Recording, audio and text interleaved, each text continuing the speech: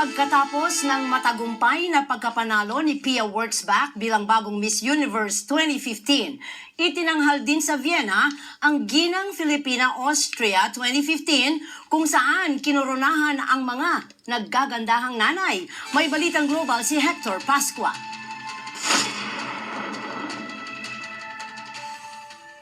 Pagpagandahan talaga ng panlabas at panloob na katangian sa gana dyan ng mga Pinay.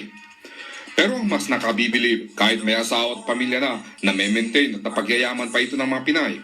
Ito ang basehan ng search for Ginang Filipina Austria beauty pageant dito sa Vienna na sinalihan ng married at single mothers. The sole aim of giving these loving mothers to the respite in order to step outside the costliness of mother's responsibility and savor the joy of being a beauty pageant candidate and to discover themselves the lost and sparkle of being a woman.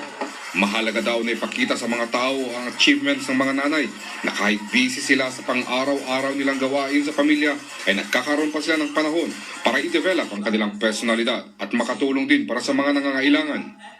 Ang Beauty Search kasi ay benefit event para makaipon ng tulong sa mga proyekto ng Caritas sa Pilipinas. Pati ang mga dayuhang guest ay namangha sa ipinakitang galing ng mga nanay. It's a great one. I mean, it keeps everyone busy and lively, and one can learn how the mothers thinks about their family, about their children, about the husband or whatsoever. It's a great thing. Kinurunahang Ginang Filipina Austria si Cecil Prince.